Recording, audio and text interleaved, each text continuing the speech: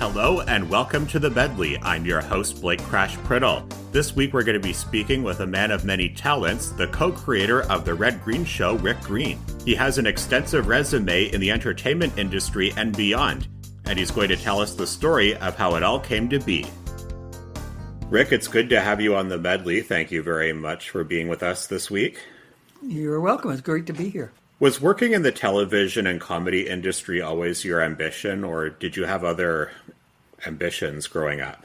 I don't think I had the ambition to do comedy. I enjoyed doing it at school, and then we were making silly 8mm movies, which eventually gave birth to Adventures with Bill. It's kind of interesting. But no, I never thought you could make a living, because when I started out, or when I was that age, coming through university and out the other end of it, really the comedy in Canada consisted of two things, Wayne and Schuster, and that was kind of it. There was Air Farce on the radio, but I wasn't a regular CBC listener. And then Second City came along, and I'd seen them live, which was a thrill. And it was before, their fame took off, so it was kind of cool now to look back and recall seeing Dave Thomas and Catherine O'Hara and John Candy, of course, and Andrea Martin and so on. It was wonderful. But yeah, no, I don't think I had the ambition. I did comedy in school. I did, a friend and I did a radio show at the University of Waterloo on the campus radio station. And it was music and then horsing around and comedy there. But, my degree is in physics, so it wasn't like I was aiming for a television degree or something like that, or even a degree in writing. Well, speaking of science, I understand that one of your first jobs was working at the Ontario Science Centre as a demonstrator, a job that also involves performance. Do you feel that helped you to prepare for performing on TV or on stage? Yeah, for sure. You learned timing. But even when I was doing that, I'd started doing comedy with my friend Paul Chatto, and then we were doing stuff on the local community access channel, the cable channel. So we had a show that we would, I did a lot of the writing, maybe all of it, I don't recall. And then friends built props and stuff, and and the shows were awful. But there were moments of genius. But at the Science Center, what I think the ability I honed, and I think it was always an ability that I had, but didn't necessarily appreciate, was to be able to explain something, or read about or have someone explain something to me, learn about something scientific. And, I had this degree, so I understood it.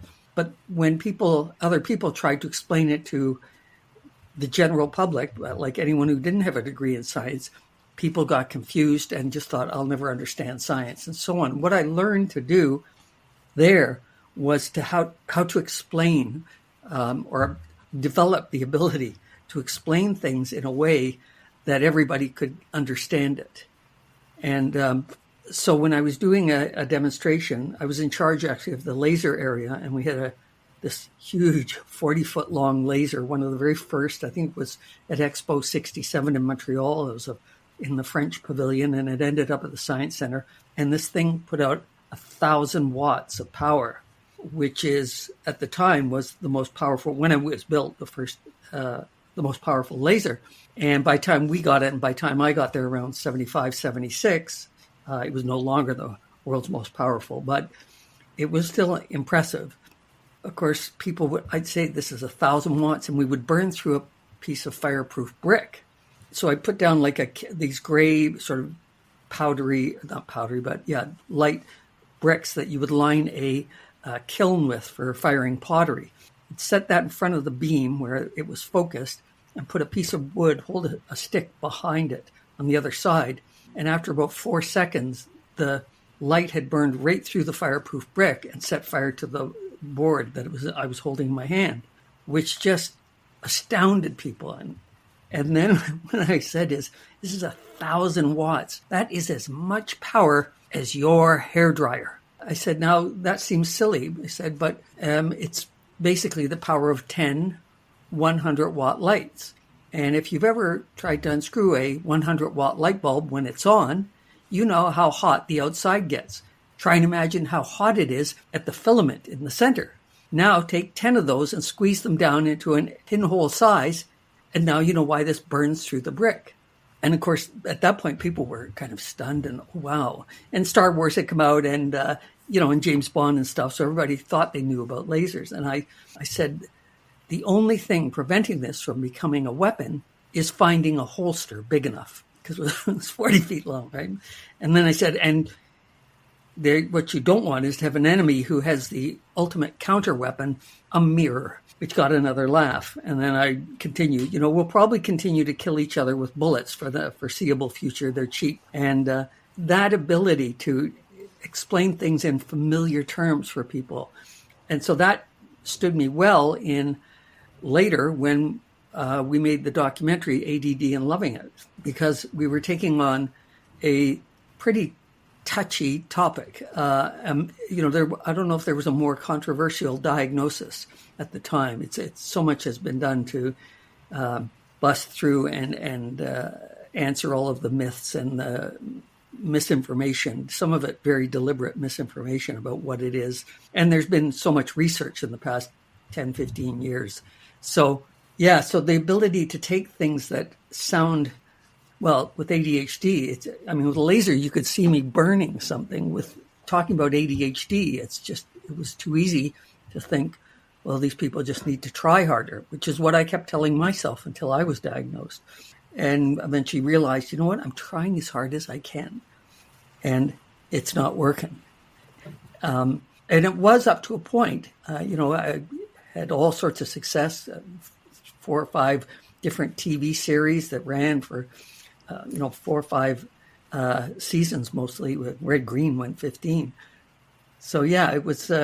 I was getting stuff done, but it was just killing me. I was working so hard, and that was not great. And now understanding what's going on, once I got diagnosed, it was just okay. Now I can understand why I'm able to produce skits.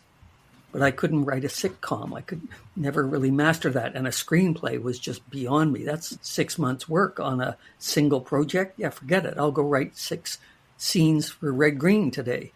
Or whatever, 4, 5, 6, whatever. And so, the knowing, and this is what I always say, is that knowing about ADHD, knowing you have it, it's the one diagnosis where you want to find out. It is, in so many ways, a good news diagnosis. The disorder is not necessarily good news because there's all sorts of problems that come with it, and costs, and health costs, and financial costs, and career, and damage to your family, and triple the rate of divorce and things like that.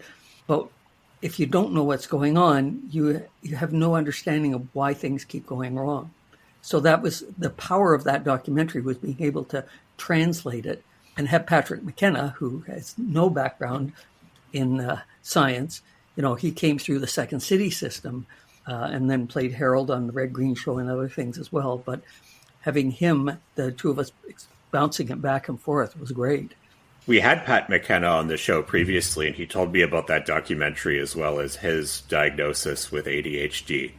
Yeah, well, if people are interested, what we've done is so entertaining. So whether you have it or not, or you know someone, and we all know somebody, because it's like 5, 6, 7% of the population, of the adult population, has this mindset, and a lot of us do really well. Richard Branson, and the guy who founded JetBlue, and the guy who founded Kinko's, and half the entertainment industry. Channing Tatum, and so many other people have come out about it. So many musicians. Billy Joe Armstrong from Green Day said the whole band has it, and they've all got it, which makes sense. You're kind of constantly seeking novelty and so on. There's a lot of symptoms, and it looks a little different for each person. So it's very kind of individual. But it is also very situational. And when you understand what's going on and recognize how it's messing with you, how it keeps sabotaging your best efforts, then, okay, here's what I need to do instead. and you take strategies that work really well for ADHD. I may not have ADHD, but I have some good friends of mine that do have it, but it certainly doesn't have them. That's good. Yeah, that's where you want to get to. Once you know what's going on, you've got a chance. Otherwise, the analogy I use is that you're in a wrestling match with an invisible opponent, which is bad enough. But the worst part is you don't know you're in a wrestling match. So you think life is like this for everyone, that you can't keep track of stuff, that everybody loses their phone 9 or 10 times a day and can lose it 3 times in 10 minutes walking around the house. That's, and that's funny at one point. We certainly had some comedy with it, but year after year, it's just wearing. And then when you realize it, you go, okay, so here's what I need to do. I've got to have one spot for my keys and wallet. It's got to be memorable. I've got to have it, and so on. So you go through, and in our YouTube channel, there's all kinds of videos, and we're making more thanks to our patrons. But yeah, there are all kinds of strategies that work. And then you can, as your friends know, they have it, but it doesn't have them.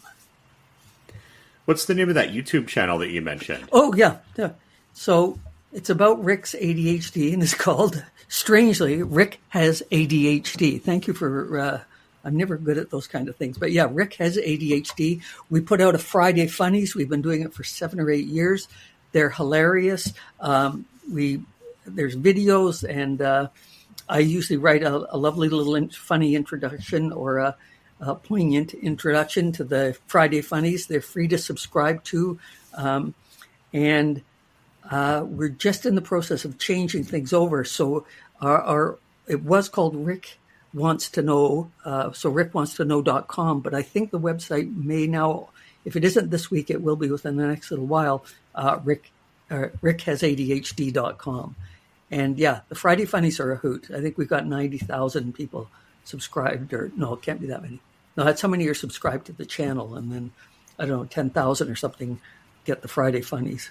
I know that you were appointed to the Order of Canada, and when you were appointed to that honor, you were recognized not only for your comedy and for your talent, but for your efforts towards raising awareness for ADHD as well. Is that correct? Yeah. In fact, I think without that, I don't think, there's lots of great comedy writers. I don't know that many that are as prolific as I was, 700 episodes of radio and television. But no, it was really because of the advocacy of the mental health. And the documentary that we did, ADD and Loving It, with a question mark and an exclamation mark, it just blew the lid off.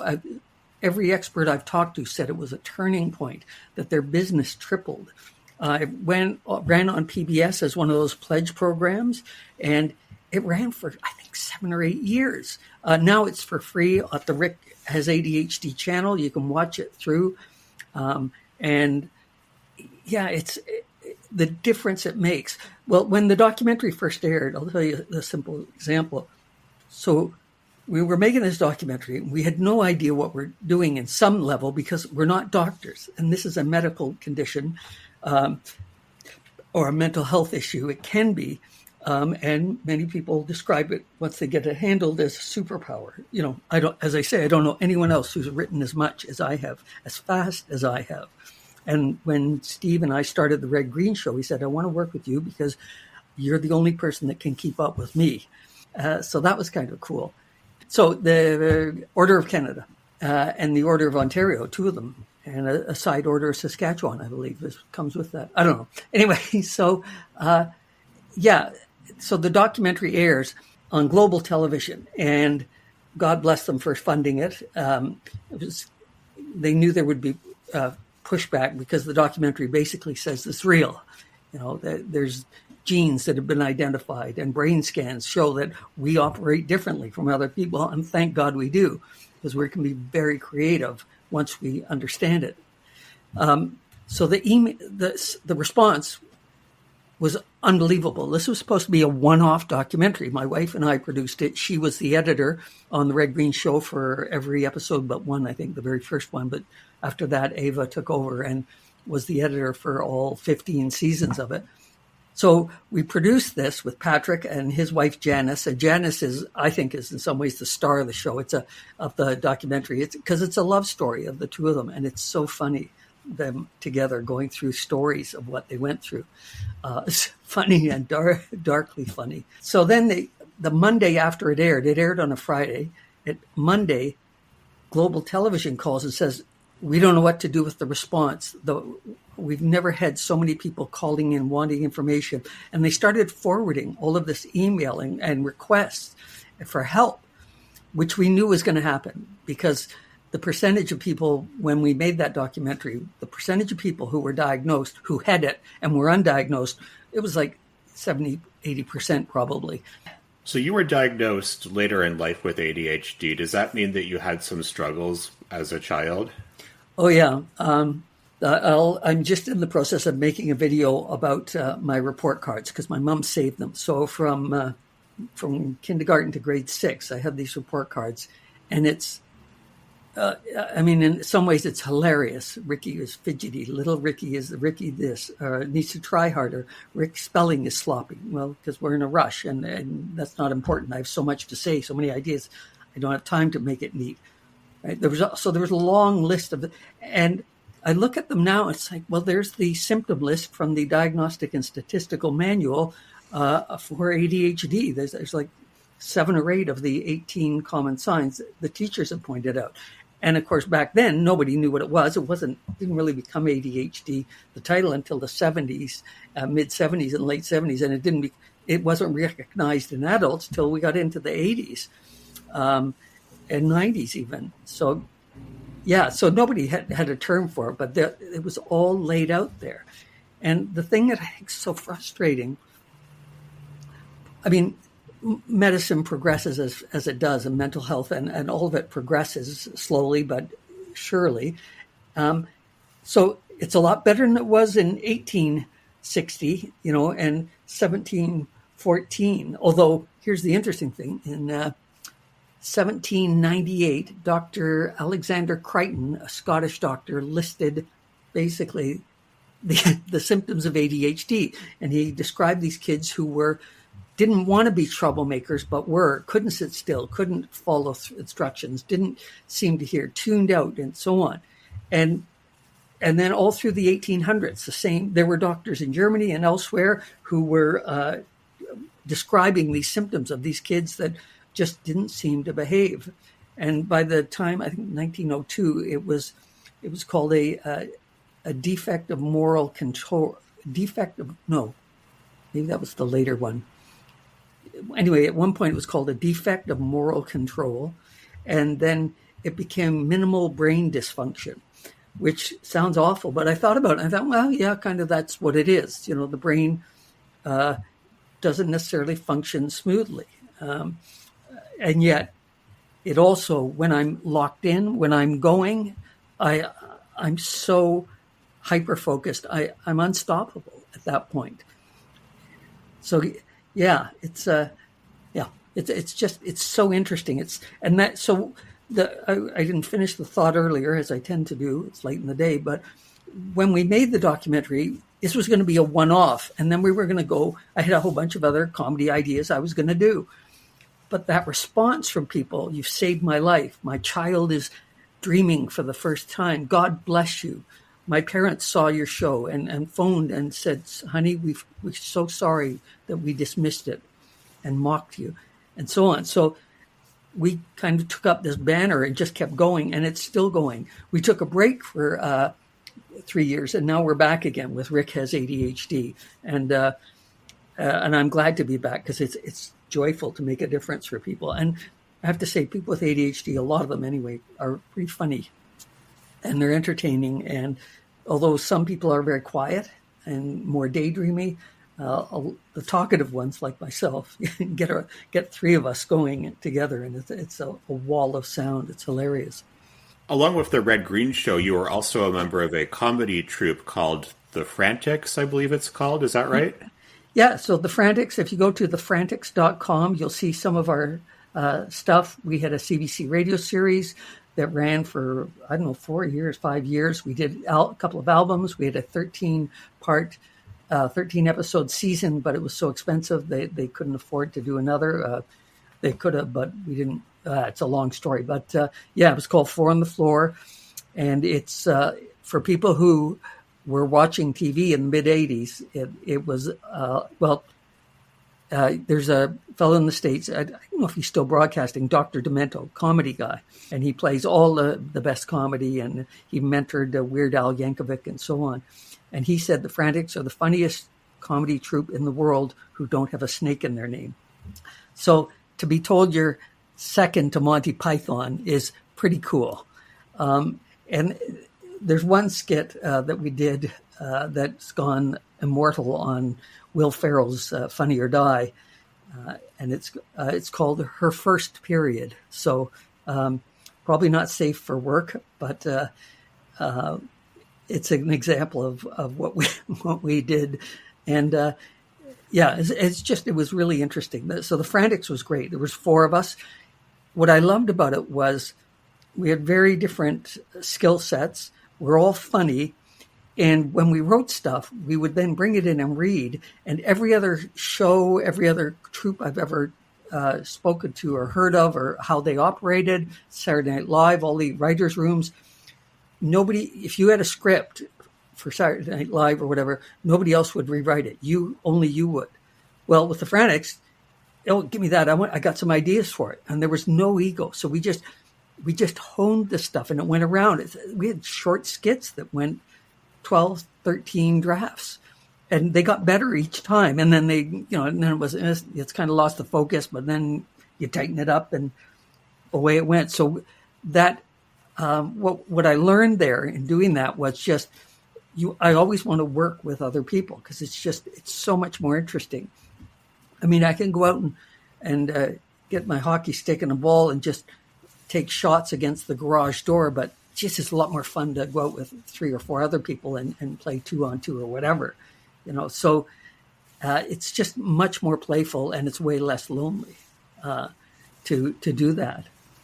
And so the Frantics was a real lesson in that, and it was a lesson about just letting go of ego and just seeing what other people could do. What you wrote was okay, but somebody would take it and run with it, and it was, oh my God, that's hilarious! Give it back. I've got some ideas now. I can. I want to play with it. How did you and Steve Smith develop the Red Green Show? Because I do know that the character Red Green first appeared in the series Smith and Smith in the 80s. Yeah, and I was with the Frantics, and Steve and his wife were doing that show. She was the other Smith in Smith and Smith. He was doing all the writing, and their show had songs, had straight songs, and skits. And Steve did some monologues, and one of his characters was a takeoff on Red Fisher, so he called it Red Green because he thought, what's the perfect name? Now, I was working with the Frantics, and I had a character called Bill from Bala. Bala's city north of, up on in the Muskoka Lakes, up near where my family actually had a cottage. And and Bill from Bala would ramble on. And again, I'm sure on the frantics.com, you'll be able to find it in there somewhere. And he would drive people nuts by just going on and on. It was great fun. So that was on radio. That character never made it to television, actually, which is funny. But I had done, as in my late teens, maybe my early 20s, done some physical comedy, goofing around. My brother, who was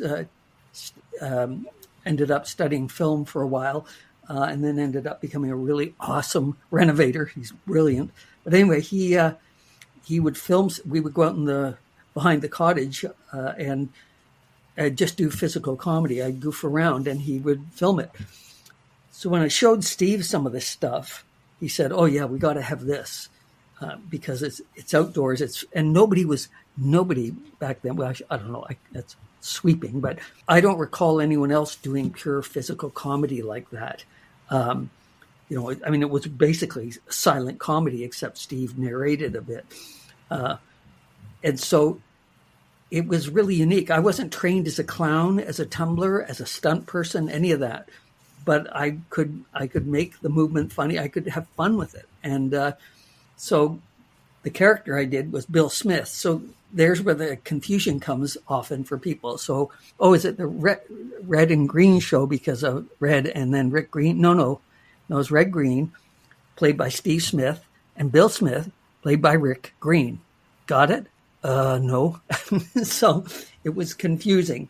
But he asked me to write for Smith and Smith because he asked the Frantics, and everybody else was like, it's not my cup of tea. And I said, well, I got a baby on the way, not me, but my wife did, and I said, okay, I'll work with you. And so we collaborated on that, and then a following project called Comedy Mill, and then that won the Gemini Award Best Comedy, beat out all of the Codco and all the other big shows. And then even though it was just coming out of a little station in Hamilton, and then the show got canceled. And so Steve took it elsewhere, and bit by every year he managed to, for 2 or 3 years, managed to find another broadcaster who would pick it up. At one point, YTV was running it, was sponsoring or helping to sponsor it.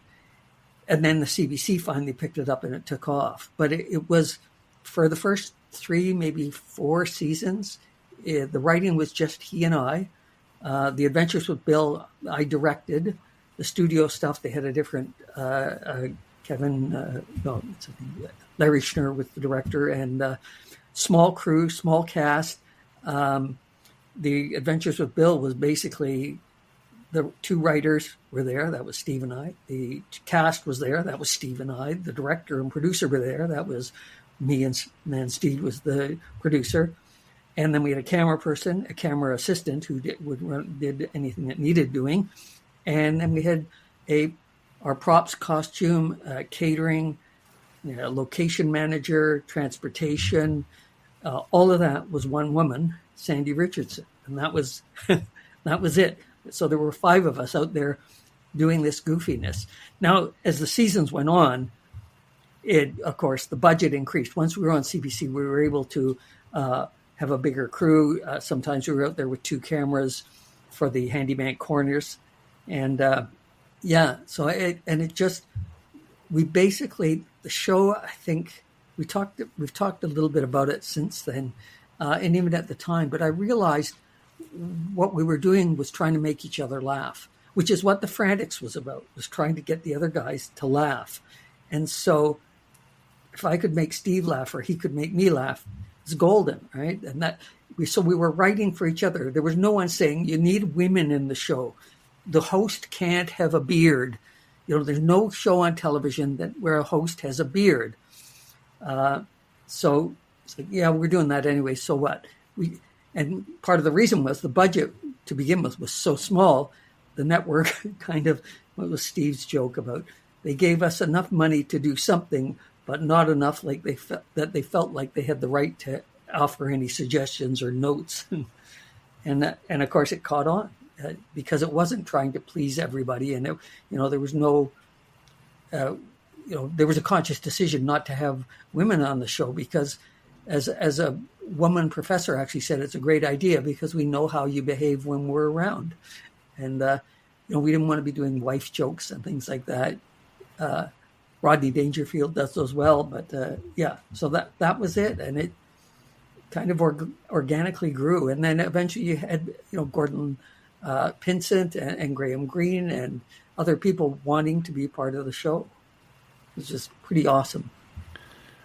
I do seem to recall that Dalton Humphrey made quite a few wife jokes during his time on the show. He owned the Dalton Humphrey's Everything store. Yeah, now it's interesting because I wasn't with the show. I went off and was doing a separate show for 4 years in the middle of the run, doing History Bites for History Television, which was, I think, maybe the thing I'm most proud of. Well, I don't know if it's the most, but it was pretty neat. It was called the cleverest Canadian comedy ever, which I thought was clever. And again, there's a YouTube channel called History Bites Official, and it's pretty cool. About Adventures with Bill, those segments were made to look like they were shot on old home movie film. Was that actually a home movie film that you used, or was that just a post-production effect? Well, it's interesting. So when we went out for the very first shoot, Steve wanted to do them on 16 millimeter film. So they had a look of older, kind of from the 50s. When we got there and started shooting, the cameraman discovered that half the film he bought was black and white. So we were either going to shut down and not shoot anymore that day, or Adventures with Bill was going to be black and white. And that's what happened. So they were shot on 16 millimeter for probably a season, maybe two. And then video cameras were so much more portable that we were able to take video out. And then there were these computer programs, and this was the very early days of this stuff, but they could make it look older and granular and stuff. You know how even on your phone, you have cinematic and all these different things. So there were all these settings that they could do, or filters, software they could run it through to make it look more like 16 millimeter. And then they would lay over top of that what's called a scratch reel, which was basically somebody took a bunch of 16 millimeter film, black film, and scraped and ran over it and crumpled it all up, and then ran it through and turned it into a videotape. So it looked like old movies that had been chewed up by the projectors and stuff. And yeah, the decision was really just, that's what we had. And I'm so glad because it separated everything out it separated it from the rest of the show. And it explained partly why you never heard what Bill was saying and Steve was narrating. And then, of course, the critics were talking about it being an homage to the great comedy of the silent comedians of Charlie Chaplin and Buster Keaton and so on. So, yeah, it's kind of, it definitely is that kind of comedy, but mostly it's just because that's what we had. Well, it sounds like you've had an amazing career, and I wish you all the best going forward. And thank you. Rick, thank you very much for joining us this time on the Medley. Oh, you're welcome. I hope that you enjoyed the interview with Rick Green. And if you know of somebody that you think would be a good guest for the Medley, don't hesitate to contact me. Just visit my website, blakecrashpriddle.com. Until next time, here at the Medley, we're all kinds of different.